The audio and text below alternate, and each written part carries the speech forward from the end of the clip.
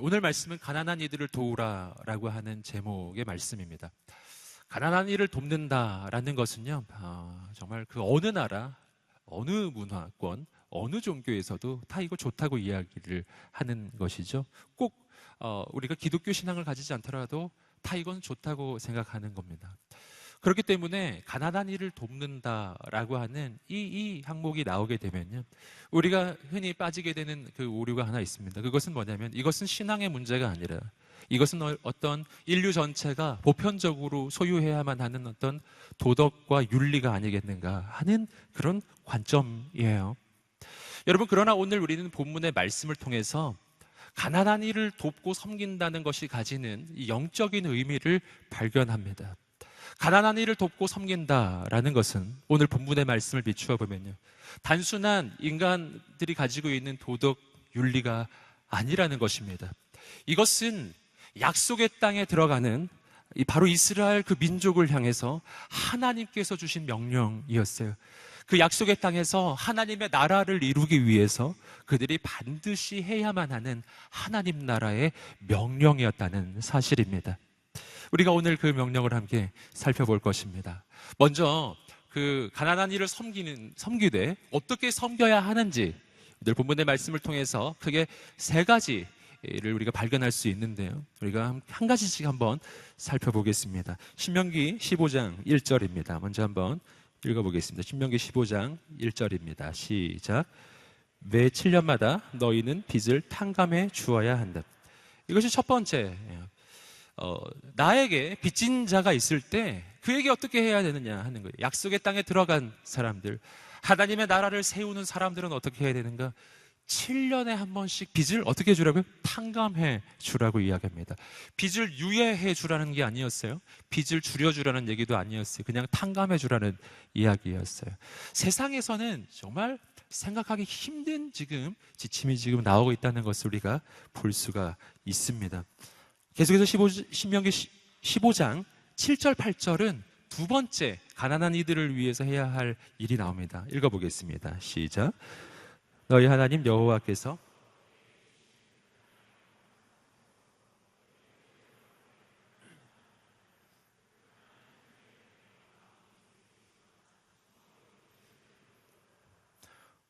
오히려 손을 벌려 그가 필요한 모든 것을 대가 없이 빌려주라.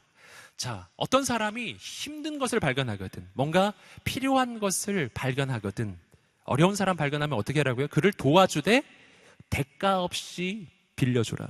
빌려주되 대가가 없이, 내가 취하는 이익이 없이 빌려주되 넉넉히 주라라는 것입니다. 역시 세상의 원리하고 너무 달라요. 우리가 누군가에게 무언가를 빌려준다라는 것은 세상의 원리에 의하면 내가 이익을 얻기 위함이거든요. 최소한 그 이자라도 받기 위함 아니겠어요? 근데 오늘 말씀을 보시면 포인트가 거기 있지 않아요. 누군가에게 무언가를 빌려준다는 것은 내 이익을 위함이 아니라 상대를 위한 것이다.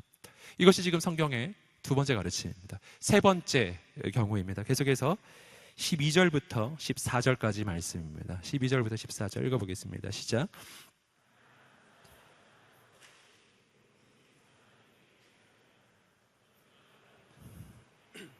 (7년째) 되는 해에는 놓아주어야 한다.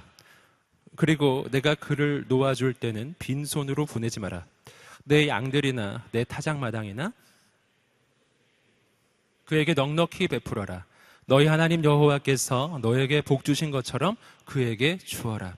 자, 이 세 번째 경우는요, 가난하다 못해서요, 너무 가진 것이 없어서 심지어는 그 몸이 팔려버린 경우예요. 그래서 누군가의 종이 되었을 때의 케이스입니다.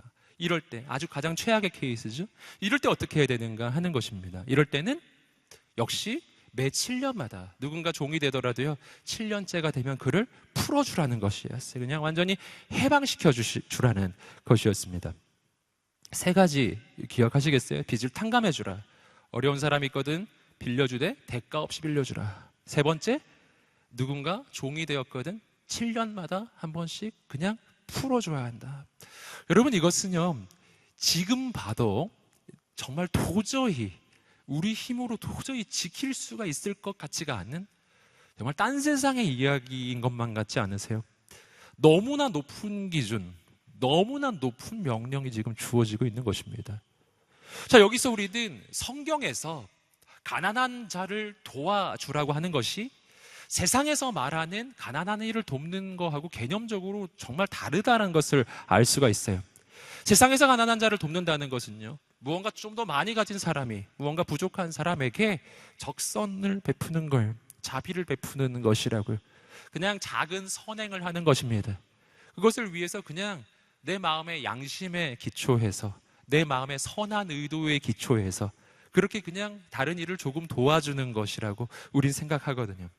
여러분, 그러나 오늘 우리는 말씀을 통해서 그 정도의 기준으로는, 그 정도의 관점으로는 절대로 할 수 없는 것들이 오늘 본문에서 제시되고 있다는 것을 알 수가 있다는 거예요.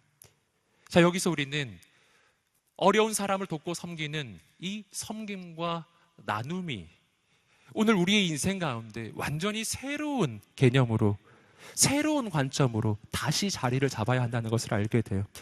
저는 오늘 본문의 말씀을 통해서 나눔이 가지고 있는 영적인 의미 세 가지를 함께 나누고자 합니다. 성경이 말해주는 나눔이 가지고 있는 그 의미들, 그 의미들이 우리의 마음과 영혼에 새겨질 때 오늘 우리의 인생 가운데 정말 진짜 나눔이 시작되기를 주님 이름으로 축복합니다. 첫 번째입니다. 첫 번째는 함께 한번 따라해 보시겠습니다. 나눔은 하나님의 역사에 동참하는 것이다. 아멘. 나눔은 단순히 어려운 사람 돕는 것 정도가 아니라는 거예요. 그것은 하나님의 거대한 역사의 물줄기에 내가 함께 동참하는 것, 거기에 내가 쓰임을 받는 것을 이야기해 줍니다. 우리가 그것을 어떻게 알 수 있는가? 오늘 본문의 말씀 속에서 특별히 4절 말씀입니다. 함께 4절 읽어보겠습니다. 시작. 아무튼 너희 가운데는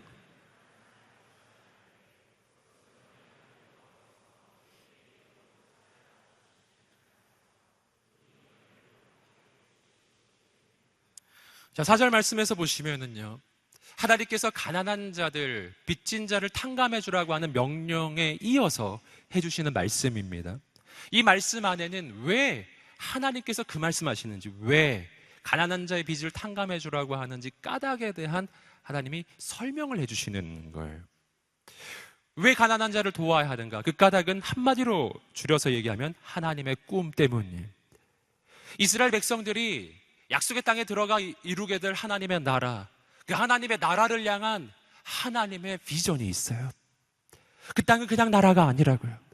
그 땅은 바로 하나님께서 꿈꾸시는 하나님의 나라가 이루어지는 곳이에요. 그런 하나님의 나라가 이루어졌을 때 그 땅에서 어떤 일이 일어나기를 하나님은 원하셨는가?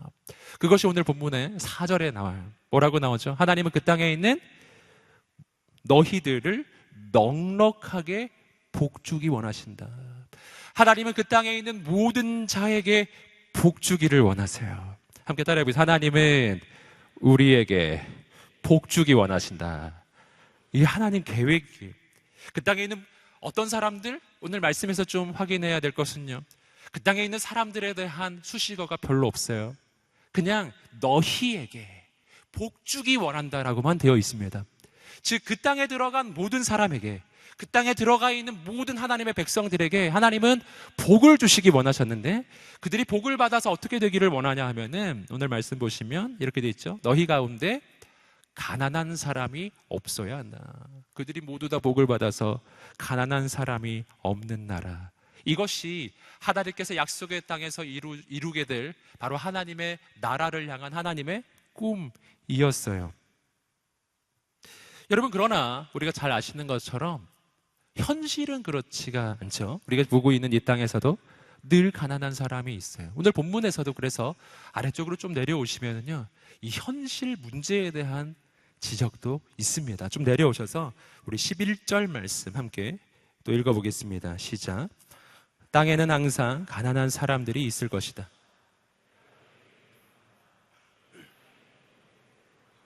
가난하고 궁핍한 사람들에게 손을 펴 도우라. 11절 말씀은 아주 중요해요. 이 땅에서 일어나는 현실, 뭐라고 말하고 있죠? 땅에는 항상 가난한 사람들이 있을 것이다 라고 이야기하고 있어요.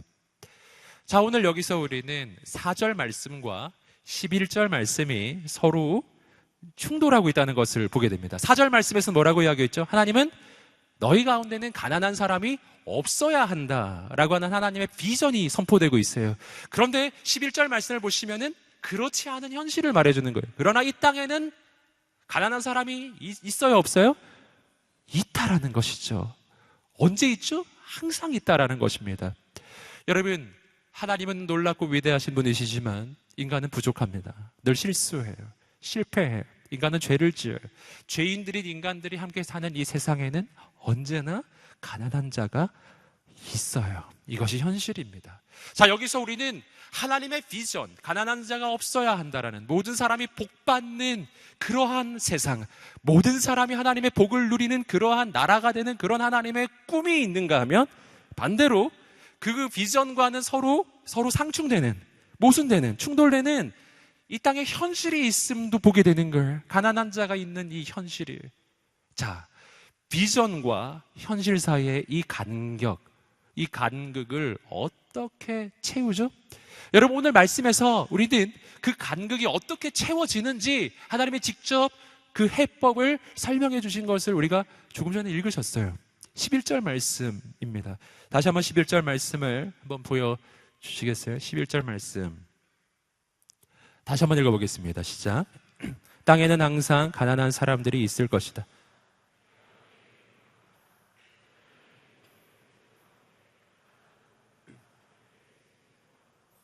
자, 11절 말씀에 그 해법이 나옵니다. 너희 가운데는 가난한 자들이 있을 것이다. 그러니까 너희가 그 가난한 자들에게 손을 펴서 그들을 어떻게 주라고요? 그들을 도우라. 그 가난한 자들을 도우라. 너희가 도우라. 이렇게 돼 있어요. 자, 우리는 여기서 하나님의 비전이 어떤 형태로, 어떤 방식으로 이루어지는지 그 과정을 보게 됩니다. 자, 하나님의 비전은 뭐죠? 모든 백성이 복을 받아요. 가난한 자가 없는 그런 나라 이루는 거예요. 현실은 가난한 자가 있어요. 그러면 이 가난한 자들을 어떻게 축복하느냐? 어떻게 이 가난한 자들에게 복을 내려주느냐? 이것이 지금 하나님의 이 방법인데요. 그 방법은 바로 우리들이라는 것입니다.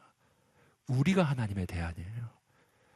너희가 그 가난한 자들을 도와주어라. 그래서 그들이 하나님의 복을 받도록 너희가 축복의 통로가 되어 주어라. 너희, 누구를 가리키는 것이죠? 하나님의 축복을 먼저 받은 사람들, 하나님의 복을 먼저 받은 사람들에 대한 이야기입니다.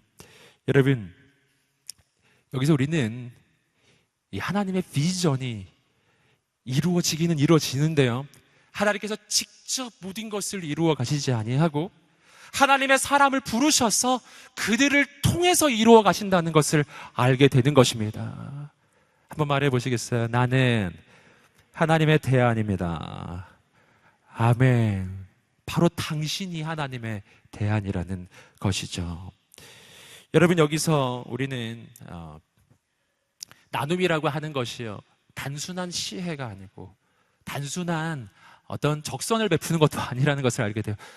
나눔이라고 하는 것은 이 땅에 하나님의 나라를 이루어가는 하나님의 방법이고요, 나눔이라고 하는 것은 하나님께서 축복하기 원하시는 사람들을 하나님께서 축복하시는 하나님의 방법이기 때문에, 그래서 내가 그 나눔 가운데 함께 참여할 때 나는 어떤 존재가 되냐면 나는 하나님의 손길이 되는 거예요. 당신이 바로 하나님의 손길이 되는 거예요. 할렐루야. 이 땅에 복을 내리는 하나님의 손길이죠. 여러분, 여기서 우리는 또 한 가지 중요한 교훈을 발견합니다. 그것은 내가 가진 소유에 대한 관점의 전환입니다. 여러분, 이렇게 바라보았을 때 내가 가진 소유는요, 이전에 보았던 그 소유의 개념하고 달라져요. 내가 누군가에게 나누거나 누군가에게 내 것을 흘러보내기를 어려워하는 까닭이 있어요. 그 까닭은 내가 가진 것을 고정적인 것으로 보기 때문에, 소유란 내가 나를 위해서 쌓아두는 것이라고 여기기 때문이에요. 여러분, 그러나 오늘 말씀을 통해서 우리는 발견하는 것이죠. 소유란 쌓아두는 것이 아니라는 걸. 소유란 흘러가는 것이에요. 여러분, 하나님께서 축복을 이 땅에 베풀어 주시는데 그 축복이 나에게 흘러와서 나를 통해서 다른 사람에게로 흘러가는 것입니다. 그래서 오늘 나는 뭐가 되어야 할까요? 여러분 축복의 통로가 되시기를 주님으로 축복합니다. 저는 이 부분을 묵상할 때 그 성경의 한 그 이미지가 생각이 났어요. 그 이미지가 뭐냐면은 에스겔 47장의 이미지입니다. 에스겔 47장을 보시면 거대한 광야에 그 광야가 옥토로 바뀌는, 그 광야가 생명이 살 수 없는 땅에서 생명이 살 수 있는 땅으로 바뀌는 과정이 나와요. 그 과정이 어떤 과정입니까? 그 광야 한복판에 하나님의 성전이 세워져요. 그리고 그 성전으로부터 생수가 흘러나기 시작하는 거예요. 여러분, 그 생수가 흘러갈 때 한번 생각해 보세요. 그 강물이 흘러가는 곳곳마다 여러분, 꽃이 피어나고 열매가 맺어지고 그 땅이 옥토로 바뀌는 역사가 일어납니다. 할렐루야. 여러분, 그런데 그 강물이 흘러갈 때 과정이 있었다는 거예요. 여러분, 그 강물은 처음부터 온 땅에 다 흘러간 게 아니었어요. 처음에는 강에 상류를 지나는 것이죠. 여러분, 그 생수가 강에 상류를 지날 때 상류에 생명의 역사가 일어났을 것입니다. 그 강물이 상류를 지날 때는요, 하류에는 무슨 일이 있었을까요? 하류에는 아직 강물이 가지 않았잖아요. 그렇기 때문에 하류는 아직도 황무지인 것이죠. 아직도 광야예요. 여러분, 자, 여기서 우리는 아주 중요한 사실을 계속 발견합니다. 그 생수가 상류를 흘러갈 때요, 그 상류에서 그 생수가 어떤 식으로 관리되어야 하는가? 여러분, 거기다 만약 저수지를 만들면 어떻게 될까요? 거기 만약 댐을 지어서 물을 가둬버리면은 하류에는 물이 흘러가지 않는 거예요. 거기는 계속 광야일 것입니다. 어떻게 해야 되죠? 그 강물을 흘러 보내야 하는 것이죠. 흘러 보내야 하는 것입니다. 그러면 그 하류도 생명의 땅으로 바뀌게 되는 것입니다. 자, 여기서 우리가 만약 많이 가진 자라면, 다른 사람에 비해서 무언가를 가지고 있는 자라면 그것이 오늘 우리에게 어떤 의미가 되는지 알게 되는 거예요. 여러분, 상류의 그물이 흘러온 까닭은 상류의 그물이 멈추라고 흘러온 것이 아니라 하류까지 흘러가라고, 그래서 흘러온 것입니다. 오늘 내 인생에 하나님께서 축복을 주셨어요. 무언가 가진 것이 있어요.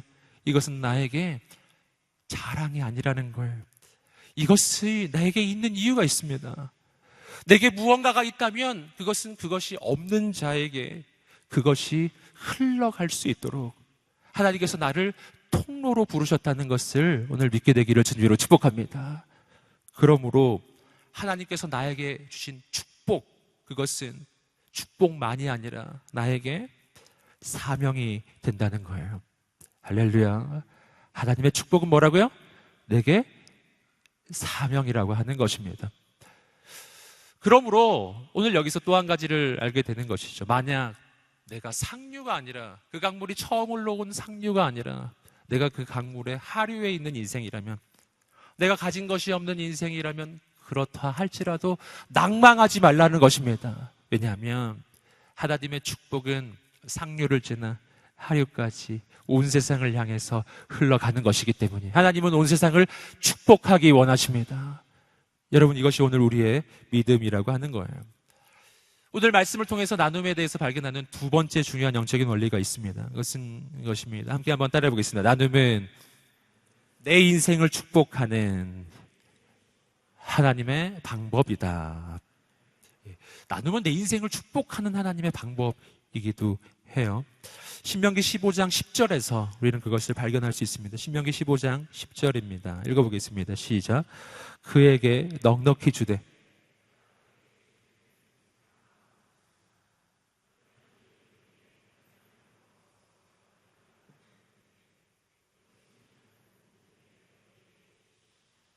아멘. 너희가 도움이 필요한 자에게 넉넉히 주되 인색한 마음을 갖지 마라. 그렇게 하면 어떻게 한다고요? 하나님 아버지, 하나님 여호와께서 너희가 하는 모든 일에 복 주실 것이다. 이거는 한번 줄여보면요, 이렇게 줄여볼 수 있습니다. 주라, 그러면 하나님께서 너희에게 복 주실 것이다. 자막이 나오고 있는데요, 한번 읽어보겠습니다. 시작. 주라, 그러면 너희께서 너희에게 복 주실 것이다. 내가 주면 하나님의 복이 내 인생 가운데 흘러오는 것이라는 사실이죠. 여러분, 여기서 우리는 이 시작이 어디 있는지를 보셔야 됩니다. 하나님의 축복이 흘러옵니다. 내게 흘러와요. 그런데 내게 하나님의 축복이 흘러오기 전에 먼저 일어나는 일이 있습니다. 그게 뭐죠? 나로부터 다른 이에게 축복이 흘러가는 것입니다. 이것은 마치 뭐하고 비슷하냐면요, 저수지에 물이 가두어져 있어요. 이 저수지에 물이 계속 고정되어 있는 것이죠. 새로운 물, 새로운 생수가 흘러오게 하기 위해서는 저수지가 터져야 하는 것입니다. 흘러오는 게 먼저가 아니라 저수지가 터지는 게 먼저라는 것이죠. 저수지로부터 흘러나가는 물이 있어야 새로운 물이 흘러오는 것입니다. 마치 그와 같은 걸. 이것은 또 우리가 너무 잘 아시는 것처럼 마중물하고도 같은 걸. 메마른 광야 한복판에 펌프가 있다고 한번 보세요. 거기에 그 펌프에서 물이 솟아나려면 마중물이라고 하는 것을 그 펌프에 부어야 합니다. 한 바가지 정도의 물을 그 펌프에 부어야 해요. 그리고 펌프질을 하기 시작해야 물이 솟아나기 시작합니다. 한 바가지의 물을 내어주면요, 그러면 그 한 바가지의 물을 잃어버리는 것이 아니라 감당할 수 없는 생수가 거기서 솟아나게 되는 것이죠. 이것이 오늘 우리의 인생에 하나님의 축복을 경험하는 하나님의 방법이라고 하는 거예요. 우리는 성경을 통해서 이러한 사례를 정말 많이 발견할 수 있어요. 아주 대표적인 사례가 엘리야의 때 사르밧 과부 이야기이죠. 사르밧 과부, 열왕기상에 나오는 스토리죠.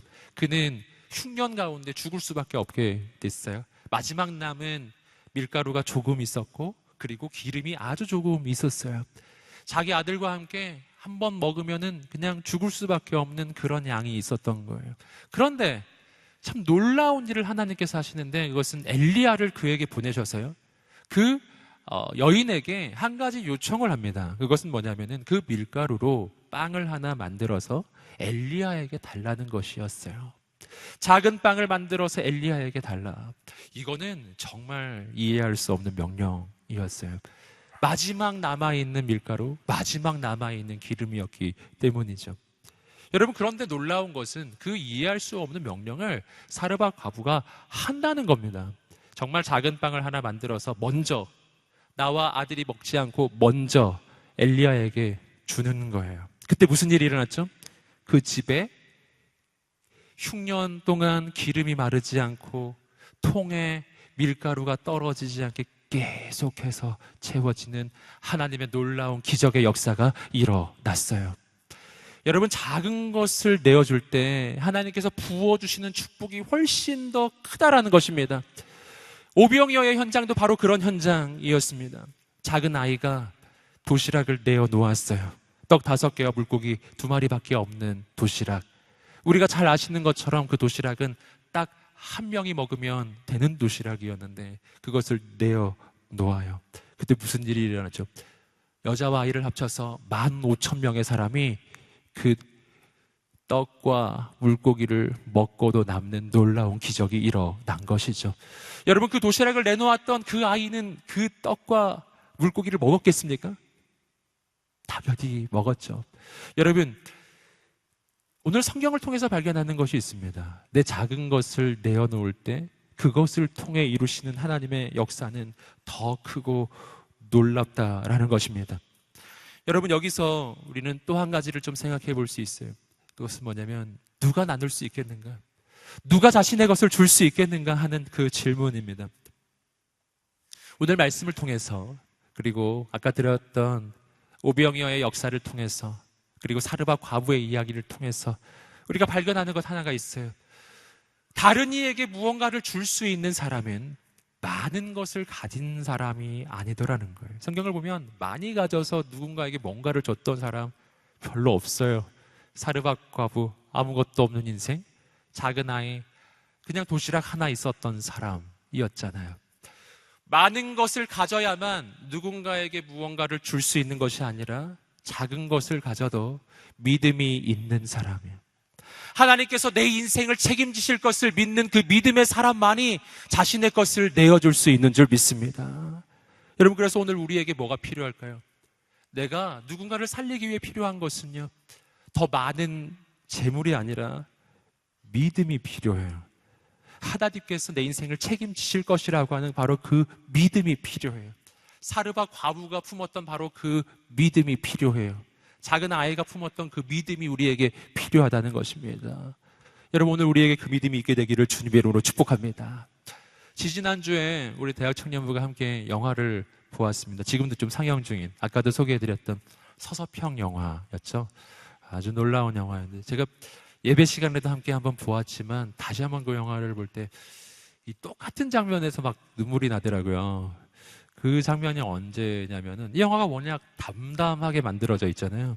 그냥 있는 사실만 쭉 나열해가지고, 그래서 담담하게 흘러가는데, 마지막에 그 서수평 선교사님이 돌아가신 후에 그가 남긴 유품에 대해서 설명할 때, 항상 그 장면을 보면 막 갑자기 마음이 막 어떻게 할지를 모르겠어요. 그가 남긴 유품이 이거였죠. 강냉이 2홉, 동전 7전, 그리고 담요 반장. 담요 반장? 왜 반장이었는지 아시나요? 원래는 한 장이었는데 반장을 옆집에 잘라서 준 거예요. 그래서 담요 반장, 동전 7전, 그리고 강냉이 2홉. 그거 남겨놓고 가셨대요. 그거 볼 때마다 부끄럽습니다. 그런데 한 가지 더 좀 기억할 것은요, 어떻게 서서평 선교사님은 진짜 아무것도 없는데 나누는 인생을 살 수가 있는가 하는 것입니다. 그것에 대해서 주위에 있는 사람이 한번 질문하는 장면이 영화에 나옵니다. 어떻게 그렇게 다 나눠주냐고. 그때 서서평 선교사님이 이렇게 대답했다고 하죠. 나는 내일 일을 염려하지 않습니다. 놀라운 말씀이에요. 마태복음 6장이 말해주는 이야기죠. 내일 일을 염려하지 말라. 너희는 무엇을 먹을까, 무엇을 마실까, 무엇을 입을까 염려하지 말라. 하나님께서는 너희에게 이 모든 것이 필요한 줄을 알고 계시느니라. 염려하지 말라. 여러분, 오늘 우리에게 그 믿음이 있게 되기를 주님의 이름으로 축복합니다. 여러분, 서서평 선교사님이 그렇게 사셨지만 그게 헛되지 않았다는 거 우리 너무 잘 아시잖아요. 그를 통해서 얼마나 많은 사람이 살아났습니까? 세상 사람이 보기에는 별거 없는 인생처럼 보였을지 모르나 그 영향력이 지금까지 오고 있잖아요. 적어도 오늘 우리들에게, 이 서울 땅에, 이 민족에 지금 영향을 미치고 있어요. 여러분, 오늘 하나님 앞에 우리의 인생을 드릴 때 그것이 헛되지 않은 줄 믿습니다. 하나님께서 놀랍게 역사할 줄 믿습니다.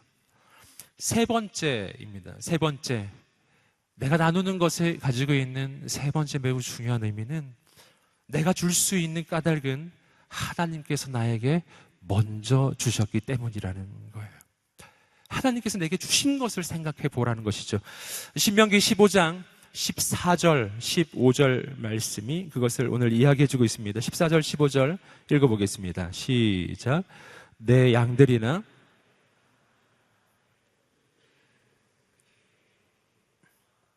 너희 하나님 여호와께서 너에게 복 주신 것처럼 그에게 주어라. 너희가 이집트에서 종이었고 너희 하나님 여호와께서 너희를 구해 내셨음을 기억하라. 그러므로 내가 오늘 이것을 내게 명령하는 것이다. 너희가 넉넉히 베풀어라. 하나님 여호와께서 너희에게 복 주신 것처럼 그들에게 주어라. 하나님 내게 주신 것처럼 베풀어라. 하나님 내게 넉넉히 주셨으니 넉넉히 베풀어라. 하나님께서 나를 이집트 종살이하던 곳에서 나를 구해내셨으니 너도 종된 너의 이 동족들을 풀어주어라 라는 것입니다. 오늘 이 말씀의 핵심은 무엇입니까? 내가 누군가를 섬기기 전에, 내가 누군가를 놓아주기 전에, 내가 누군가의 빚을 탕감해주기 전에, 누군가를 도와주기 전에 먼저 나 도와주신 분 계시다는 것이죠. 하나님이 우리를 도와주신 분이십니다. 하나님께서 우리에게 은혜를 베풀어 주신 분이세요. 여러분, 오늘 14절 15절 말씀은 매우 중요해요. 여러분, 이 앞부분 말씀만 읽어보면요, 가난한 자란 누군가라고 질문하면 우리 공동체에서 힘들고 어려운 사람들이 가난한 자 이렇게 볼지 모르겠어요. 이 나라 가운데서 가난한 사람들, 그들이 가난한 사람들이라고 이렇게 생각할지 모르겠어요. 하지만 14절 15절 말씀을 통해서 우리는 아주 중요한 사실을 발견합니다. 여러분, 14절 15절에서 하나님은 특정한 가난한 사람만 대상으로 말씀하고 있지 않아요. 14절 15절 말씀에서 하나님께서는 이스라엘 민족 전체를 향해 말씀하고 계세요. 너희가 가난한 자를 도와야 하는 까닭은 하나님께서 너희에게 베풀어 주셨기 때문이다. 무슨 뜻이죠? 가난한 자는 누구입니까? 가난한 자란 우리 가운데 특별한 몇 사람이 아니라 실은 우리 모두라는 거예요. 여러분, 하나님 앞에서 누가 가난하지 않나요? 하나님 앞에서 누가 부유합니까? 온 우주의 주인 앞에서 누가 자기 것을 자랑할 수가 있죠? 그리고 함께 많이 생각해 보았던 것처럼 오늘 진짜 내 것이 있을까요? 내가 지금 소유하고 있는 것 가운데 진짜 내 것이 있을까요? 한번 생각해 보세요. 진짜 내 것이라면 뭘 할 수 있어야 된다고요? 몇 번 함께 나누었잖아요. 진짜 내 것이라면 내가 이것을 저 천국에 가져갈 수가 있어야 돼요. 뭐 지옥에 가면 지옥이라도 가져갈 수가 있어야죠. 어디든지. 죽은 다음에 이걸 가져갈 수가 있어야 진짜 내 것인데 못 가져가거든요. 이 땅에서 아무리 많은 것을 모아도 쌓아도 놓고 가야 하거든요. 그게 뭘 얘기합니까? 내게 아니라는 것이잖아요. 내 것이 아니에요. 여러분, 우리가 진짜 하나님 앞에 서면 난 내가 얼마나 가난한지 알게 돼요. 내게 있는 것이 아무것도 내 것이 아니고요. 내 손에서 모두 다 빠져나갑니다. 여러분, 그러므로 오늘 이 가난한 자를 도와주라, 가난한 자를 도와주라고 하신 이 명령을 가장 먼저 지키신 분이 누구인가? 이 명령을 가장 먼저 지켜주신 분은 하나님이세요. 가난한 우리를 위해서 모든 은혜를 베풀어 주셨죠. 그리고 오늘 말씀에서 또 한 가지 발견하는 게 있어요. 한 단계 더 가면요, 그렇기 때문에 오늘 우리의 인생은 하나님 앞에서 갚을 수 없는 빚을 진 존재라는 것입니다. 나는 가난할 뿐 아니라 하나님께 갚을 수 없는 빚을 진 존재예요. 자, 오늘 말씀은 그래서 여기서 조금 더 그 의미가 확장이 돼요. 너희가 빚을 진 자의 빚을 탕감해 주라라고 하는 명령이 이 말씀에 나옵니다. 여러분, 이 명령을 가장 먼저 지켜주신 분, 이 명령이 오늘 우리의 인생에 이루어질 수 있도록 해주신 분, 그분은 하나님이십니다. 여러분, 나는 하나님 앞에 갚을 수 없는 빚을 지고 있어요. 하나님은 나를 위해서 온 세상을 만들어 주셨고, 그리고 나를 온 세상을 다스릴 수 있는 그런 존귀한 존재로 지어주셨는데, 나는 하나님을 배신하고 하나님을 떠났고 죄를 지었고, 여러분, 그리고 그 하나님을 저버렸습니다. 하나님께서는 그런 우리를 살리시려고 어떻게 하셨죠? 하나님께서는 그런 우리를 살리시기 위해서 그 죄악의 빚을 지은 오늘 우리를 위해서 아들 예수님을 보내주셨습니다. 그리고 그 아들 예수님이 나를 위해서 그 생명을 내어 주셨어요. 그 피를 흘려 주셨습니다. 그래서 어떻게 해주셨습니까? 그래서 오늘 우리의 이 모든 죄악의 빚을 탕감해 주신 것입니다. 여러분, 나는 하나님 앞에서 감당할 수 없는 빚을 진 죄인들이었는데 그 빚의 탕감을 받았어요. 나는 공짜로 그 빚의 탕감을 받았지만, 그러나 하나님께서 내 빚을 탕감해 주시기 위해서 죽을 수밖에 없었던 내 인생, 하나님 앞에 죄악의 빚을 졌던 내 인생에 그 빚을 탕감해 주시기 위해서 하나님은 공짜로 탕감해 주신 게 아니에요. 그 아들 예수님의 그 피를 흘려 주셨습니다. 하나님은 대가를 치르셨다는 거예요. 그래서 나는 그 빚을 탕감받은 자입니다. 그래서 여러분, 오늘 말씀에 이 빚을 탕감해 주라는 이 명령, 이 명령에서 이 빚진 자는 다른 사람 이야기하는 것이 아니라 오늘 바로 나를 향한 하나님의 말씀이라는 것입니다. 여러분, 정말 내가 갚을 수 없는 이 빚을 하나님께서 그 아들을 내어주셔서 탕감해 주신 것이 맞다면, 정말 2000년 전에 예수님께서 나를 위해서 십자가에 달려 죽으신 것이 맞다면, 그렇다면 나는 오늘 내가 주님을 위해 무엇을 드려도 여러분, 그것은 주님께서 내게 베풀어 주신 것하고는 비교할 수가 없는 것이라는 사실이에요. 여러분, 내가 하나님 앞에 빚진 자로서 어떻게 살아야 할지를 보여주는 성경의 비유가 있습니다. 1만 달란트 빚진 자의 비유죠. 1만 달란트 빚진 자가 왕으로부터 빚을 탕감을 받습니다. 그리고 나서 왕은 무엇을 기대합니까? 그 사람이 또 다른 사람의 빚을 탕감해 주기를 원하시잖아요. 그에게 100데나리온 빚진 자의 빚을 탕감해 주기를 원하세요. 하나님께 우리는 은혜를 받았어요. 여러분, 그 은혜를 누구에게 갚아야 할까요? 여러분, 그 은혜는 하나님께 바로 갚는 게 아니에요. 그 은혜는 내 옆에 있는 연약한 자에게 갚는 것입니다. 그러면 주님께서 그것을 주님께 빚을 갚은 것으로 인정해 주신다는 거예요. 마태복음 25장 40절의 말씀에서 그렇게 섬기는 사람에게, 어렵고 힘든 자들, 헐벗고 굶주린 자를 섬긴 자에게 주님께서 해주신 말씀이 나옵니다. 함께 한번 읽어보겠습니다. 시작. 임금이 대답하여 이르시되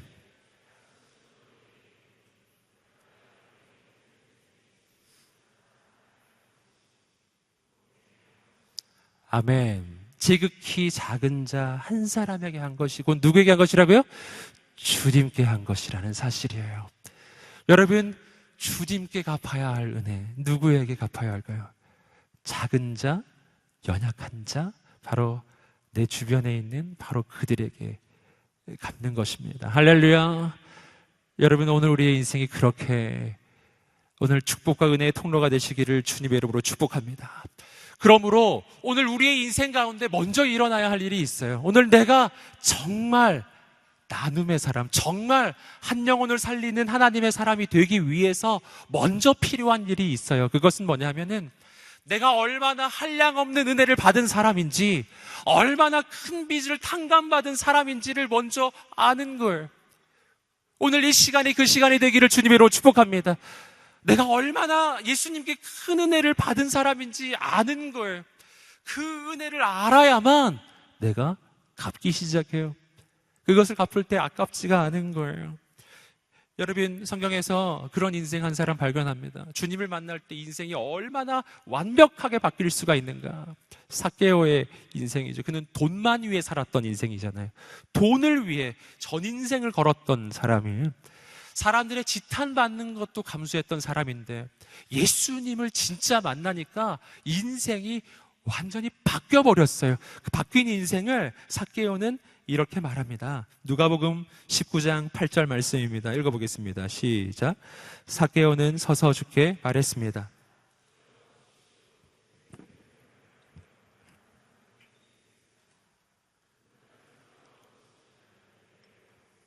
아멘. 여러분, 삭개오가 말합니다. 정말 주님을 만난 거예요. 아무도 찾아주지 않는 자신의 집에 주님이 찾아주신 걸, 와주신 걸. 그 주님을 만나니까 삭개오는 새로운 영적인 결단이 일어납니다. 주님 보십시오. 제 소유물의 반을 떼어서 가난한 사람에게 주겠습니다. 여러분, 오늘 본문에서 제시하는 거하고 정말 차원이 다르죠? 오늘 구약 성경의 신명기의 율법의 말씀에서 제시하는 것은요, 빚진 자의 빚을 탕감해 주라는 것이었는데 이 사람은 그 이상이에요. 그냥 내가 가진 것 중에 반을 떼겠습니다. 이 절반 떼가지고 가난한 사람한테 다 주겠습니다. 내가 누구의 것을 속여서 빼앗은 것이 있으면 4배로 갚겠습니다. 여러분, 구약 율법의 기준을 뛰어넘는 하나님의 역사가 그의 인생의 시작이 돼요. 여러분, 아무도 그에게 이렇게 하라고 하지 않았어요. 예수님을 진짜 만나면 인생의 변화가 시작되는 줄 믿습니다. 내게 베풀어 주신 은혜가 얼마나 큰지를 알면 내가 누군가에게 나누어 줄 수 있는 인생이 되기 시작하는 거예요. 여러분, 여기서 우리는 아주 중요한 사실을 계속 발견하죠. 얼만큼 나눌 수 있겠는가? 얼만큼 내어줄 수 있겠는가? 삭개오는 자기 재산의 반을 내어줄 수 있었는데 주님을 만난 사건이 그의 인생에 그만큼 큰 역사였기 때문이에요. 여러분, 오늘 우리의 인생에 그렇게 주님을 만나게 되기를 간절히 소망합니다. 내가 누군가에게 나눌 수 없는 것은요, 어쩌면 내가 가진 것이 없기 때문이 아닐지도 몰라요. 어쩌면 하나님을 믿지 못하기 때문일지도 몰라요. 어쩌면 하나님께 받은 은혜의 크기가 그렇게 크다고 내가 느끼고 있지 않기 때문인지도 몰라요. 그 은혜가 그냥 작다고 여기기 때문인지도 몰라요. 그래서 여러분, 나눔의 크기는 은혜의 크기에 비례하는 것이죠. 여러분, 그래서 반응하는 거예요. 나눔이라고 하는 것은 하나님께 반응하는 것입니다. 나눔은 사람에게 반응하는 것이 아니에요. 누군가를 섬긴다라는 것은 없는 자의 그 없는 것을 보고서 반응하는 것이 아니에요. 하나님의 은혜에 반응하는 것입니다. 그 은혜에 반응하는 사람만이 오늘 말씀과 같은 놀라운 역사에 쓰임받게 될 줄 믿습니다. 여러분, 오늘 우리는 하나님의 은혜를 받은 사람입니다. 할렐루야. 아멘. 옆 사람에게 한번 말해주세요. 우리는 하나님의 은혜를 받은 사람입니다. 아멘. 함께 다시 한번 말해주세요. 이제 갚겠습니다. 누구에게? 옆에 있는 사람한테 먼저 갚기 시작하시고, 오늘 순원들에게 먼저 한번 갚기 시작하시고, 여러분, 작은 자 연약한 자를 향한 오늘 우리의 인생의 발걸음이 시작되기를 주님으로 축복합니다. 작은 자 연약한 자의 발걸음, 그들을 향한 발걸음은 적선이 아니에요. 내 인생에 하나님의 은혜가 임했다는 증거입니다. 할렐루야. 하나님의 은혜를 받으셨나요? 받으셨습니까? 그렇다면 그 은혜에 반응하시기를 주님으로 축복합니다. 한번 생각해 보세요. 오늘 이 말씀을 듣고 내가 은혜를 베풀어야 할 사람 막 생각나시죠? 할렐루야. 한번 생각해 보십시오. 누구일까? 여러분, 내가 마땅히 은혜를 베풀어야 하는데 내가 늘 그냥 덮어두고 있었던 사람 있어요. 여러분, 오늘 우리 공동체에도 있어요. 저는 말씀 보면서 우리 TP 선교사님들 생각났어요. FA 선교사님들 생각났어요. 내가 너무 그냥 내버려두고 있었구나. 도와줘야겠다. 여러분, 이 말씀 보면서 저는 이번 여름에 있는 우리 아울리치 생각났어요. 여러분, 우리가 섬기는 섬김의 자리들 하나하나가 여러분 기억나게 되기를 주님으로 축복합니다. 그리고 이제는 그 발걸음을 옮기십시오. 하나님의 은혜 받은 자는 그렇게 사는 것입니다. 함께 기도하며 나가겠습니다. 하나님 아버지, 오늘 나누면 하나님의 축복이 흘러가는 것은 진짜 예수님을 만난 사람의 반응이라는 것을 우리는 말씀을 통해 보았습니다. 하나님 아버지, 오늘 주님의 그 은혜에 반응하는 인생으로 나를 세워 주시옵소서. 그래서 오늘 말씀을 나누었던 것처럼 오늘 그 은혜에 반응하기 위해서는 내가 먼저 그 은혜를 받아야 한다는 것이죠. 내가 먼저 예수님을 만나야 한다는 것이죠. 예수님을 만난 기억이 너무나 먼 기억 속에 가물가물하고 하나님의 은혜가 오늘 현재 영이 아니라 과거 영이 되기 시작할 때 나는 누군가를 섬기는 일도 점점 힘들어지기 시작합니다. 먼저 은혜가 필요합니다. 오늘 이 시간에 우리가 함께 기도하면서 주 앞에 나갈 때, 하나님, 오늘 내 영혼이 하나님의 은혜를 필요로 합니다. 그 은혜를 채워 주시옵소서. 생수의 강물이 내 인생에 흘러오게 하여 주시옵소서. 그 은혜의 강물을 흘러보내는 인생이 되기를 소원하오니 오늘 그 은혜의 근원이 되시는 예수님을 만나게 하여 주시옵소서. 오늘 그렇게 주님을 사모하는 사람들 함께 자리에서 일어나셔서 우리 주 앞에 두 손을 들고 기도하며 나아가겠습니다. 하나님, 주님의 은혜를 사모합니다. 오늘 내 마른 내 영혼에, 내 심령에, 내 인생에 주님의 영으로 임하여 주시옵소서. 간절히 주 앞에 두 손을 들고 주여 세 번의 지명 기도하겠습니다. 주여, 주여, 주여. 아버지 하나님 역사하여 주시옵소서. 하나님,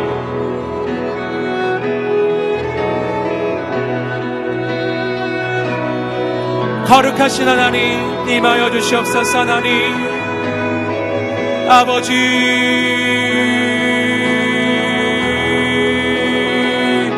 아버지, 아버지, 아버지,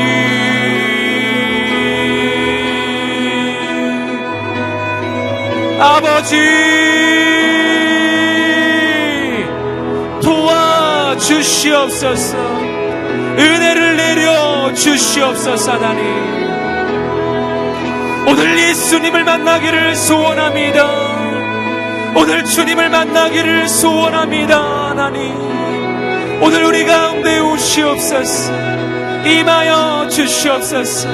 기름 부어 주시옵시고 역사하여 주시옵소서. 은혜를 내려 주시옵소서. 기름 부어 주시옵소서. 하나님 아버지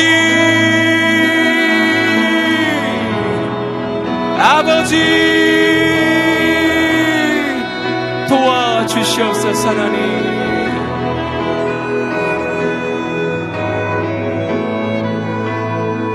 거룩하신 하나님 아버지 부수사 하나님 부수사 아버지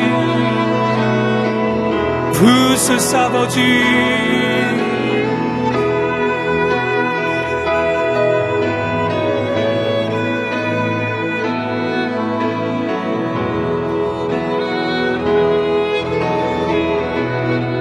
거룩하신 하나님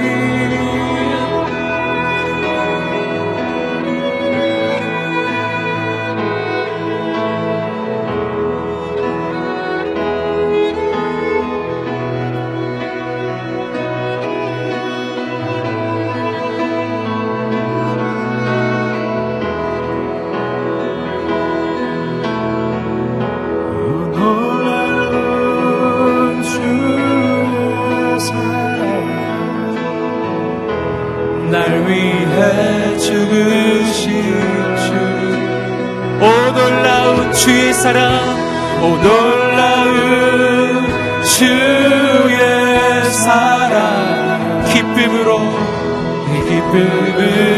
경배해 오 놀라운 주의 사랑 날 위해 죽으신 주 오 놀라운 주의 사랑 오 놀라운 주의 사랑 기쁨으로 경배해 오 놀라운 주의 사랑 오 놀라운 주의 사랑 날 위해 죽으신 주 주신 주 오 놀라운 주의 사랑 기쁨으로 경배 내 삶 다해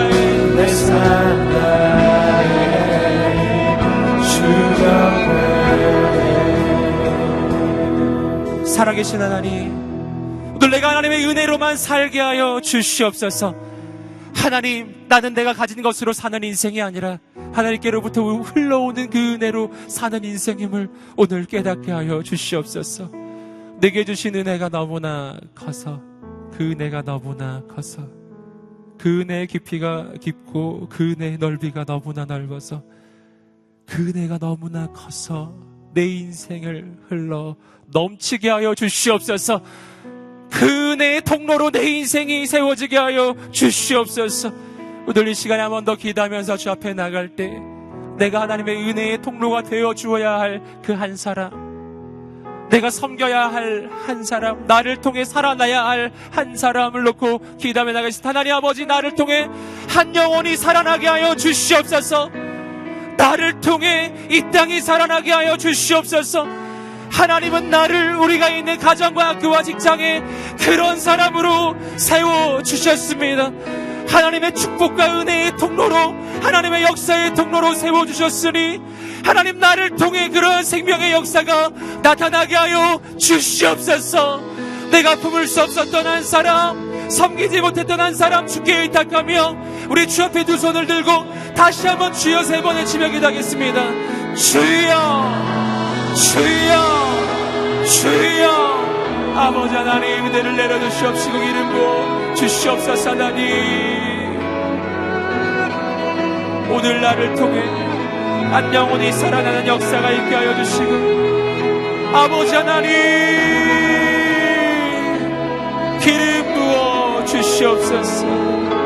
역사하여 주시옵소서. 은혜를 내려 주시옵시고 하나님 아버지 행하여 주시옵소서. 나는 할 수 없습니다. 아버지께서만 하실 수 있습니다. 아버지께서 이루어 주시옵소서. 하나님 아버지, 아버지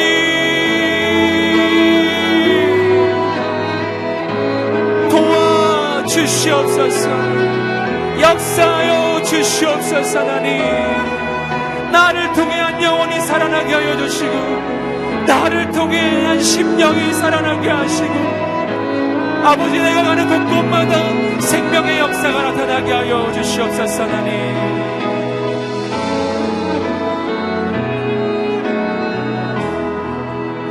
아버지 주의 사랑으로 내 심령을 채워주시고 내 영혼을 적셔 주시옵소서. 내 메마른 인생 가운데 생수의 강물이 흘러오게 하여 주시옵소서. 나를 통해 이 땅 가운데 하나님의 은혜의 강물이 흘러가게 하여 주시옵소서. 나를 통해 한 영혼이 살아나게 하여 주시옵소서. 기름 부어 주시옵소서. 오늘 시간에 마지막으로 한 번만 더 기도하면서 주 앞에 나갈 때, 우리 마지막 기도는 우리가 다 함께 자리에서 일어나셔서 우리가 함께 중보의 기도를 드리며 나가겠습니다. 하나님 아버지, 특별히 이 나라와 이 민족을 위해서 함께 기도하겠습니다. 이제 이 나라에 매우 중대한 결정이 이틀 뒤로 다가왔습니다. 아버지, 이 땅에 정말 하나님 예비하신 지도자가 세워지게 하여 주시옵시고, 이 땅에 정치 지도자들, 경제 지도자들, 문화의 지도자들, 사회의 지도자들을 주께 의탁합니다. 아버지 하나님께 무릎을 꿇고 하나님을 경외하는 하나님의 사람들이 되게 하여 주시옵소서. 그들이 죄악으로부터 돌이키게 하여 주시옵소서. 이 나라와 이 민족이 우상 숭배와 모든 죄악에서 돌이키게 하여 주시옵소서.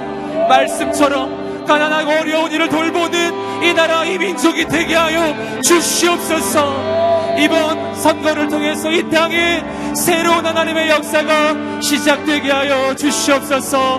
우리 하나님 앞에 두 손을 들고 나라와 민족을 위해서, 특별히 지도자들을 위해서, 또한 특별히 이 나라의 영적인 부흥의 역사를 간구하며 주여 세 번의 치고 기도하겠습니다. 주여, 주여, 주여. 아버지 하나님 역사해 주시옵소서. 하나님 아버지 기름 부어 주시옵소서. 하나님 아버지 부어 주시옵소서. 기름 부어 주시옵소서. 이 나라에, 이 땅에 하나님의 새 역사가 시작되게 하여 주시옵시고, 새로운 하나님의 생명의 역사가 시작되게 하여 주시고, 영적인 부흥의 역사가 일어나게 하여 주시옵소서. 하나님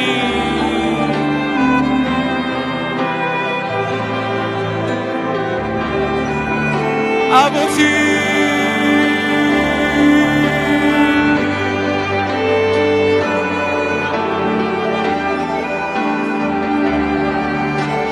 아버지 도와주시옵소서. 하나님의 은혜를 내려주시옵시고 기름 부어 주시옵소서.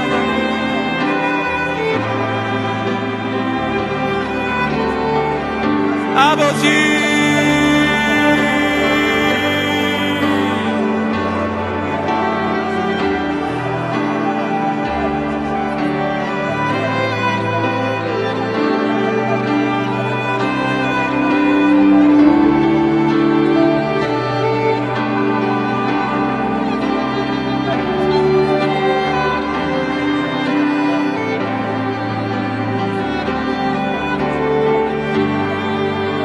살아계신 하나님, 이 나라와 이 민족을 주 앞에 의탁합니다. 이 땅을 불쌍히 여겨 주시옵소서. 이 땅에 다시 한번 부흥의 역사가 시작되게 하여 주시옵소서. 하나님, 이 민족이 죄악을 회개하고 주 앞에 돌이키게 하여 주시옵소서. 이 땅에 교회의 회복을 주시옵소서. 이 땅에 청년 부흥의 역사를 이루어 주시옵소서. 오늘 우리를 통해서 하나님의 역사가 시작되게 하여 주시옵소서. 우리를 통해서 은혜가 흘러가게 하여 주시옵소서. 아버지 하나님의 놀라운 역사하심을 기대하고 소망하며 감사를 드립니다. 하나님의 은혜에 감사하여 작은 물질을 구별하여 드렸습니다. 물질만이 아니라 우리의 젊음을, 미래를 주께 드립니다. 아버지의 역사를 위해서 쓰임받는 인생이 되게 하여 주시옵소서. 이 땅을 축복하는 축복의 통로가 되게 하여 주시옵소서. 열방을 향한 생명의 통로가 되게 하여 주시옵소서. 드려진 인생마다 하늘의 복을 내려 주시옵소서. 지금은 우리 주 예수 그리스도의 은혜와 하나님의 사랑과 성령의 교통하심이 오늘 우리의 인생을 주께 의탁하는 모든 하나님의 사람들 머리 위에, 그리고 이 민족과 열방과 모든 선교사님들 머리 위에 지금부터 영원까지 함께 하시기를 간절히 축원하옵나이다. 아멘. 몹쓸 병마와 싸우다 세상을 떠난 선교사. 그렇게 우리는 예수를 만났다.